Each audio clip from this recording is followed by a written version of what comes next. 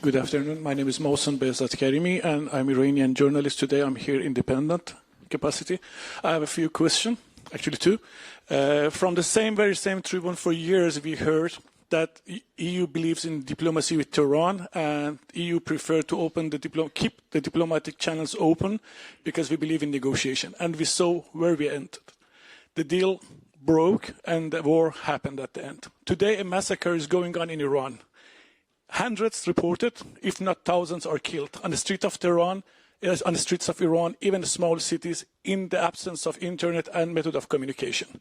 Me, myself, for the past few days, I was not able to contact my family in Iran, and the report and footage coming out is horrendous. What beyond tweeting and calling and diplomacy is EU prepared to do right now, a decisive action? What EU is prepared to do? Is it EU prepared to put IRGC finally on a terrorist organization list? Because there is no anymore the argument of Mr. Borrell in picture. IRGC already been declared terrorist organization in some countries. Is EU prepared to take a decisive action? This is the first question. Second question, we heard the demand of Iranian people from the street of Tehran. They calling the return of Reza Pahlavi, the former son of Shah. Is EU prepared to engage, as America does right now, engage with Reza Pahlavi for a democratic transition in Iran? Are we going to see any major changes in EU approach toward Iranian beyond just a slogan? Or we're going to lose again as a European, as we lost in Ukraine, in Venezuela, possibly in Greenland, and we're going to lose the future collaboration and trade with Iran because we are deciding not to stand on the right side of the history. Thank you very much.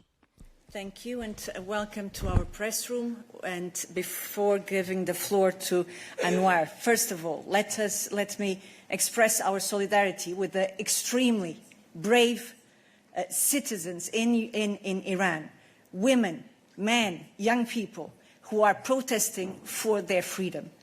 They have all our support and our solidarity because they are putting their lives at risk, as we've been seeing, and this is absolutely unacceptable, that people who are demonstrating peacefully for their freedom are being arrested and are being killed. This is absolutely unacceptable, and the President von der Leyen, did put out her thoughts about this very recently, calling for the immediate release of all imprisoned demonstrators, calling for the restoration of the full internet access, because obviously the fact that there's no internet access is meant to also make it more difficult for all these peaceful demonstrators to call and carry out their right of demonstrating and calling for action. Now, in terms of what can be done, what is being considered, and here, Anwar, I'd like to give you the floor to speak about that. There has been also already clear positioning on this on our side. And also from the President, from President von der Leyen, we are looking into, indeed, further sanctions. But Anwar, you have more on this. Thank you for your questions. I will be unpacking different angles that you have raised to give you a full answer, starting with our policy vis-à-vis Iran that you have been referring to. Our policy approach vis-à-vis Iran has always been of critical engagement. What does that mean? It means critical where necessary and ready to engage when our interests align. So that's one. Now, in terms of the protests, we do stand in full solidarity with the Iranian people, and we condemn the use of force against demonstrators. We are appalled by the reports of casualties.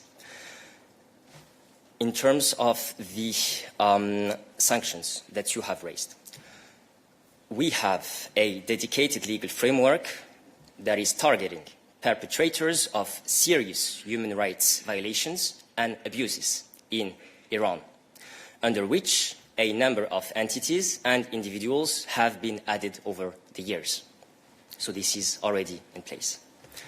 We stand ready to propose new, more severe sanctions following the violent crackdown on protesters.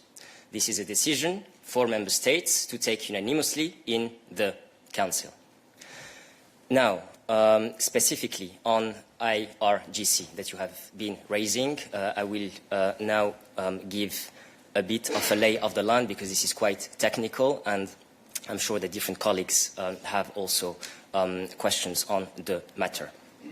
The EU has already listed the IRGC in its entirety under the Iran weapons of mass destruction sanctions regime. What does that mean? It means that the IRGC is already under an asset freeze in the EU and a prohibition to make funds and economic resources available. In addition, so this comes on top, the EU has also listed, as said, individuals and entities of the IRGC with regard to 1, human rights violations in Iran, 2, their responsibilities in Iran's nuclear and ballistic missile program, and 3, the support to Russia's war of aggression against Ukraine. Now, looking at the possible terrorist listing of IRGC, also known as the EU terrorist list, and for those with a legal background, a common position 931. The discussion among member states has been ongoing under confidential rules as per established procedure, and I will not be able to go into details in that regard, but as per general rules in terms of sanctions that are presiding the sanctions regime in the EU, such listing would have to be decided by member states unanimously. Thank you for unpacking it, Anwar, and we move on. Still with Anwar, I suppose.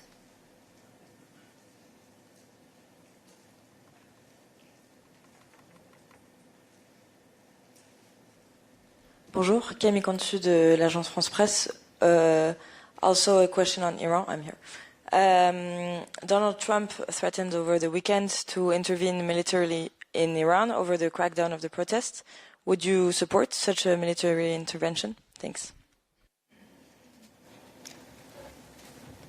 Pas de commentaires sur des scénarios hypothétiques.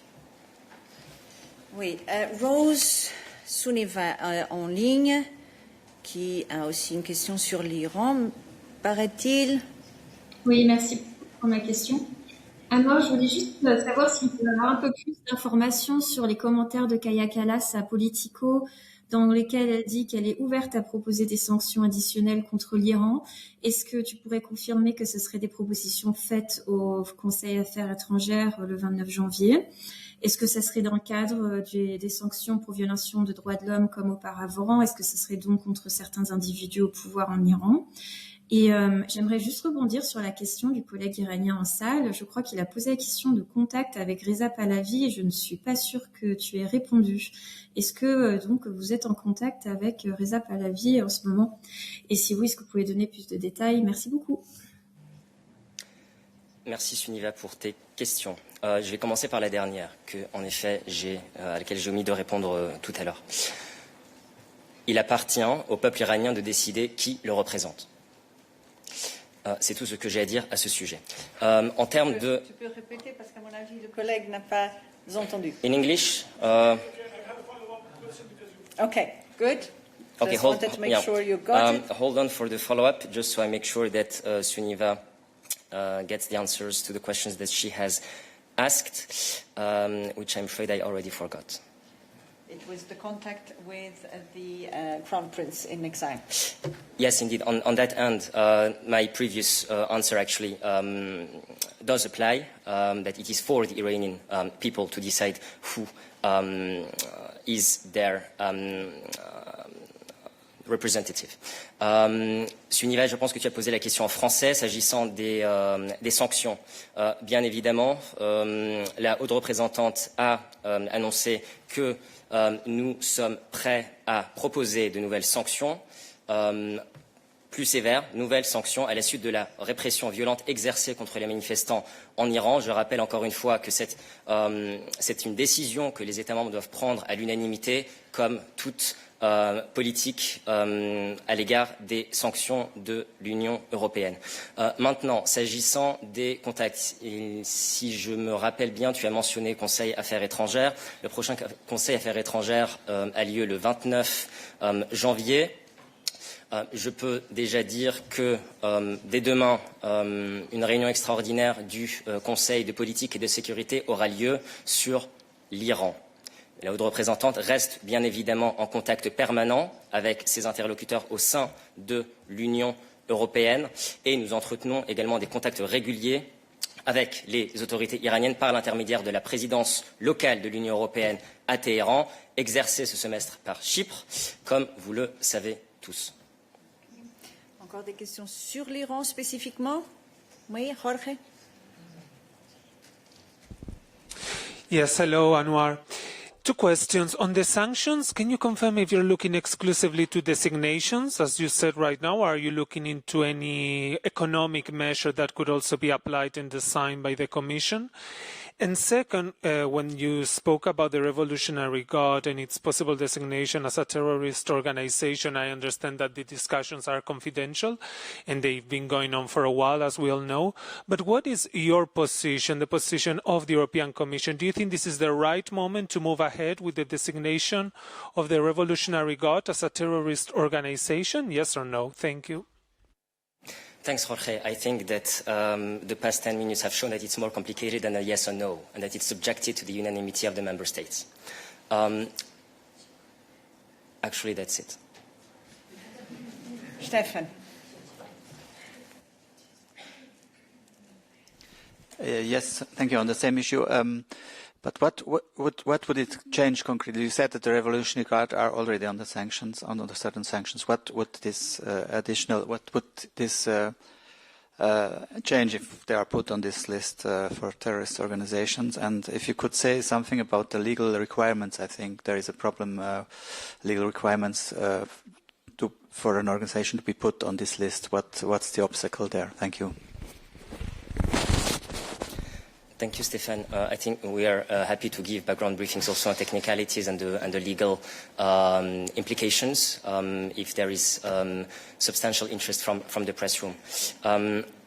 In terms of our readiness to propose new sanctions, at this stage I cannot enter into the specificities at this stage, but again, as you know, proposals, once they're made, then it's for the member states to decide as per the rule of unanimity. So this is clear-cut in terms of directions of travel. But about the scope, I will not here elaborate from this podium.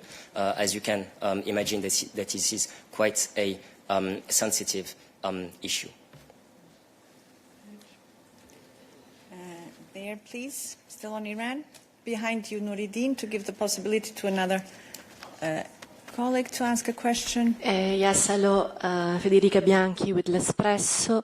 I'm so sorry. I've been following very carefully everything you've said so far and the limits of what you can say and not say, but I'm not clear on two things. One, you said it's up to the Iranian people to choose their leaders, and that's something standard, and of course.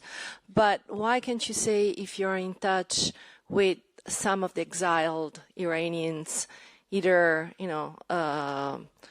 with the previous regime or other exile, they're constantly in Brussels every year. I mean, it's not that they're not already a presence here. So just to know if you're talking to them, not if you're agreeing with them, for instance. And then secondly, in terms of sanctions, it's very clear to me that is a unanimous decision by the Council. Very clear. What is not clear is whether the Commission is evaluating possible sanctions that then are for the Council to approve and is already working on some of them, or just doing nothing, just waiting for the Council to say, yes, go ahead and start working on them. Thank you. Your second one, and I just said, we are indeed looking into possible sanctions that would be proposed, and then do need to go through the procedure. On the contacts, and what do we have anything more on that? Thank you. I don't have any comment in particular to make on this issue. As I said, we maintain regular contact with Iranian authorities through the EU local presence in Tehran, which is now exerted by Cyprus in the absence of an EU delegation. If we have any further information to add or to share with you, we will do it in due time. Thank you very much. So we will follow up on your specific question about being in contact also with other Iranians in exile. Of contact in Iran, but I'm talking about outside of Iran. So if you can just elaborate a little bit, not very much, just a tiny bit on outside of Iran. Thank you. Once we have that information, we will indeed get back to you on that. And you were patient with a follow-up question. Go ahead, our guest today in the press room. I've been here during the previous administration for 15 years. I was absent for the last couple of years, and I'm back here again. I heard many times your predecessor, Peter Stano, many times made a nice comment about the diplomasi is on the table. But my question is very concrete and clear. When it was about Venezuela, EU got engaged with the alternative in Venezuela. When it was about Ukraine, EU did the same. When the people are chanting, millions of people chanting a name, it's worth at least for the sake of Europe, for future of the Europe, for future engagement of the Europe, to sit with this guy and see who is this guy and what he's representing. That's the first thing, and I think the question of other colleagues as well when it comes to Prince Reza Pahlavi. And second thing, which is not answered to my question was, we lost already in few battles to America, to Russia. Are we going to lose also in Iran geostrategically? Is a market of 80 plus million people, massive oil and gas reserve. It can be a good political and economical partner in future for Europe. Why we are not having any engagement with Iranian opposition during the democracy that we can have a good partnership? This is missing, and we're going to lose yet again. So let's be very clear. It was not said at any moment from this podium that there was no contact with the Iranian members in exile. What we said is that on this, and before giving you any information which is not absolutely accurate, we really want to double check what is the status of any such contacts which are ongoing, which indeed would not be surprising because, as you said, this has also been the case in other situations. Also, I would disagree with your assessment, and precisely, and I reminded it, we've been indeed, through diplomacy, we've been engaging with Iran for many, many years, and because we do give priority to diplomatic engagement, and this is also now our call to the Iranian leadership to listen to their people on the ground who are calling for change, and to listen to it. And that has been and remains our priority, to work through diplomacy. And it's on this basis also that we have been working over the years with Iran. So on this, there's not more that we will add now, but we will be coming back on your very specific question, which was also raised by the colleague there. Any different questions on Iran? Noureddin.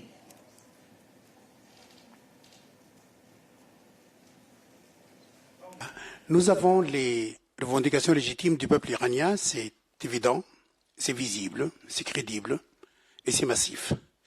Et nous avons en face de nous l'implication des États-Unis de manière directe, l'implication d'Israël de manière directe ou indirecte, même via les médias sociaux tels que les journaux israéliens le disent. Par exemple, la société d'Elon Musk propose des facilités de Starlink pour aider le peuple iranien. Est-ce que l'Union européenne encouragerait de telles interventions externes dans les affaires du peuple iranien?